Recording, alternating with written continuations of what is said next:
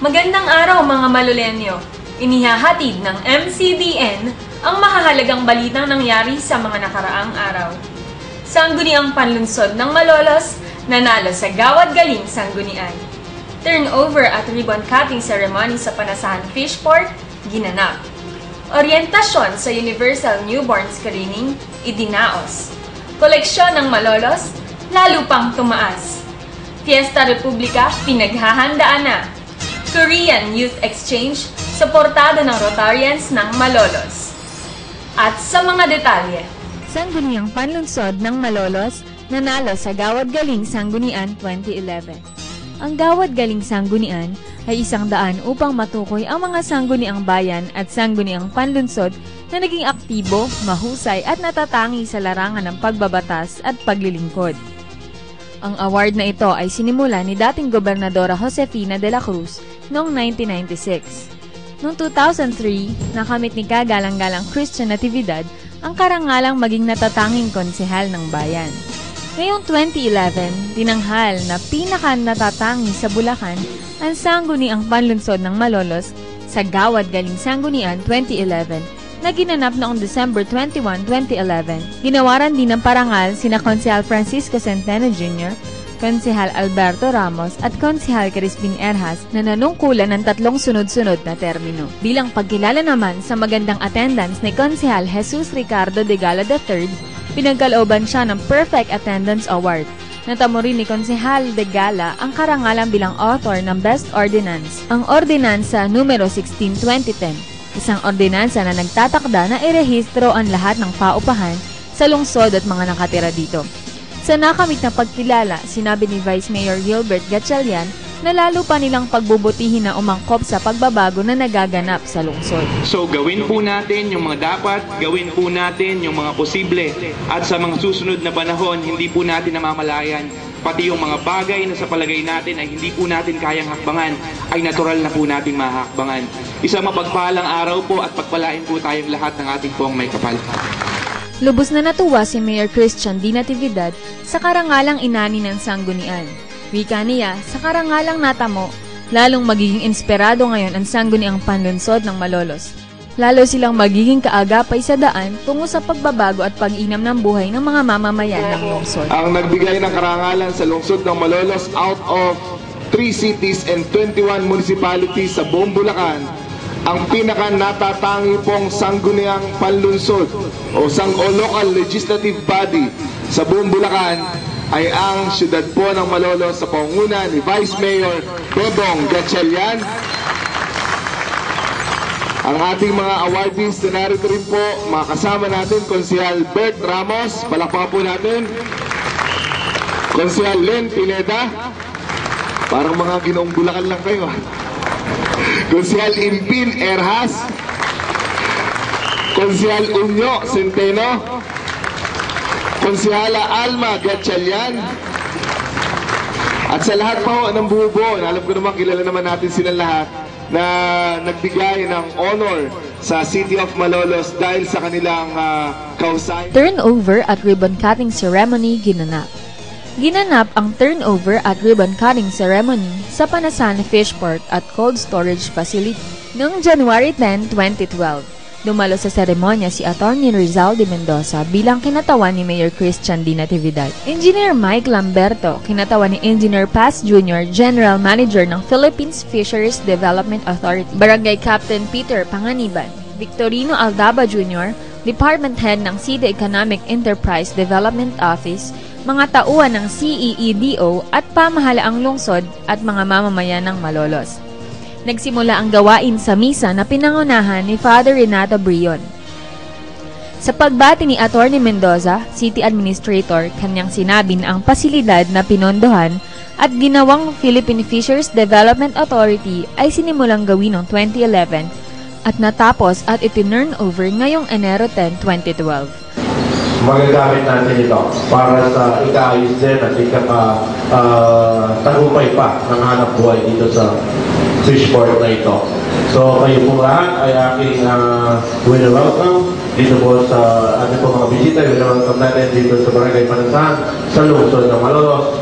at lalawigan ng Bulacan. Sa mensahe ni Engineer Michael Lamberto, kanyang pinaalalahanan na mapangasiwaan sanang mabuti ang pasilidad dahil talagang ginawa itong PFDA upang makatulong sa mga taga-Malolos at dahil na rin mahirap humanap ng pondo. Sa pangwakas na mensahe ni Victorino Aldaba Jr., kanyang ipinabatid ang pagbati ni Mayor Christian Natividad at ipinangako niyang pangangasiwaang mabuti ang bagong pasilidad para matulungan ang mga mangingisda at mga negosyanteng magbebenta ng isda at alamang. Isinunod sa gawain ang ceremonial turnover gamit ng isang simbolikong susi at ang pagpirma sa dokumento ng turnover. Ang huling pananalita ay inibhatid ni Brenda Santos, Assistant Department Head ng CEEDO, na nagpasalamat sa lahat ng dumalo. Ako po si Bunong Barangay, Peter Panganiban Jr. Isang malaking tulong po sa barangay namin itong ginawang storage na ito sa duktong ng Talipapa na ito.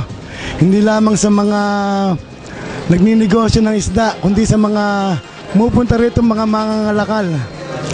Tulad po halimbawa nitong storage na yan po ay pwedeng pag-istakan ng mga tirang kalakal dito sa aming barangay.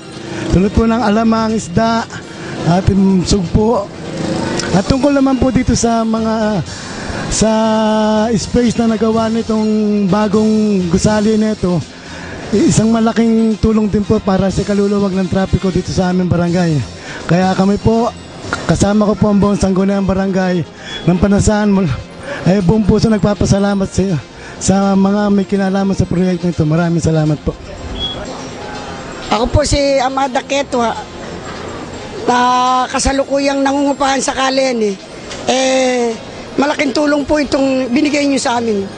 Kasi po kami po nakakagamit din itong posibilidad nito na talagang malaking-malaki ang naging bahagi sa amin ito. At malaking tulong ang binigay sa amin ng gobyerno para magamit namin ito. Marami po salamat. Orientasyon sa Universal Newborn Screening Program Idinaos.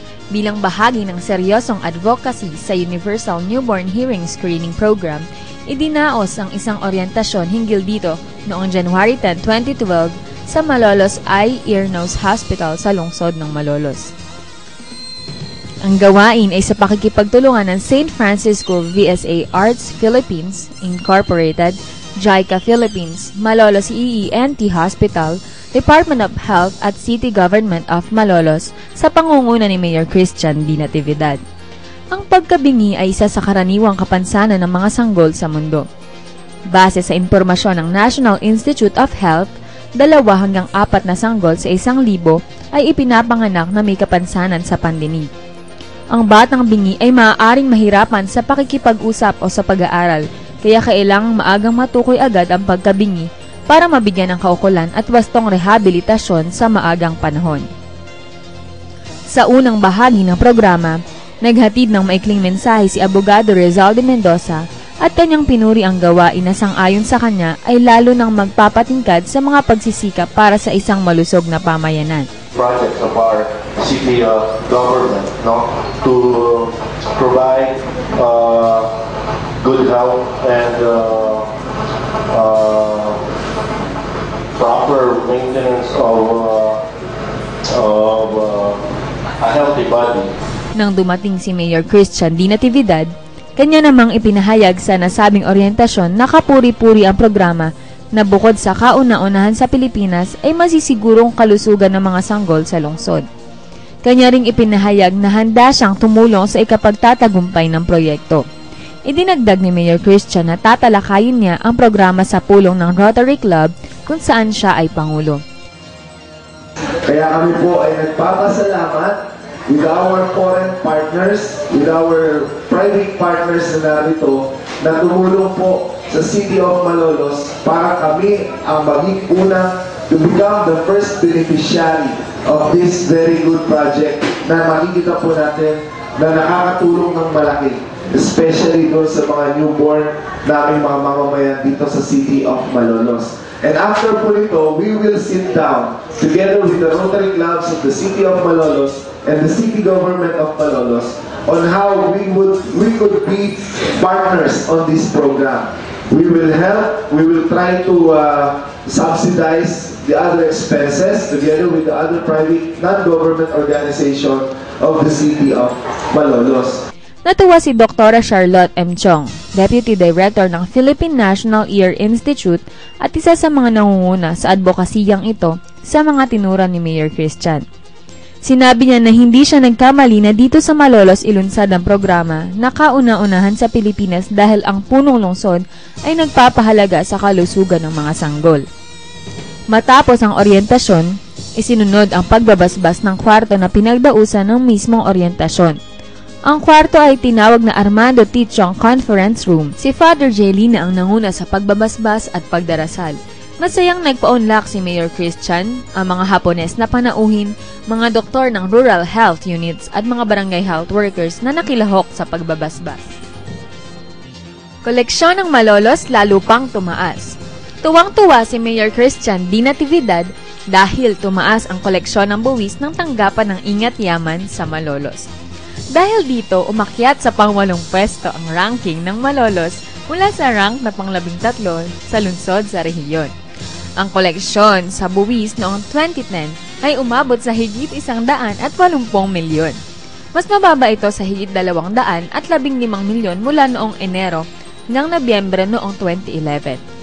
Tumaas ang koleksyon sa buwis sa lupa, bahay at gamit sa hanap buhay o real property tax. Gayon din sa buwis sa palengke, sa negosyo sa Central Terminal, sedula at iba pang buwis. Maganda ang ganitong pagtaas ng koleksyon na lubhang kailangan sa pagpapatupad ng proyekto. Sa taong 2012, sinimulan na ang koleksyon ng buwis noong January 2. Ang lahat ng taxpayers ay hinihimok na magbayad ng maaga upang maiwasan ang penalties. Ang bayaran ay nasa pangalawang palapag ng gusali ng City Hall ng Malolos. Fiesta Republica idadaos. Ipagdiriwang ang ika-113 anibersaryo ng pagpapasinaya sa unang Republika ng Pilipinas sa January 23, 2012 sa lungsod ng Malolos. Bunga ng pagpapahalagang ibinibigay ni Mayor Christian D. Natividad sa kahalagahan ng okasyon, magiging masaya at makulay ang pagdiriwang na sisimulan sa January 16, 2012 at matatapos sa Enero 23, 2012. Ang selebrasyon na tinawag na Fiesta Republica ay pangungunahan ng Dibisyon ng Turismo, Sining, Kultura at Palakasan ng tanggapan ng punong lungsod. Upang maging makabuluhan at kapaki-pakinabang ang selebrasyon, marami ang gawaing inihanda tulad ng trade fair,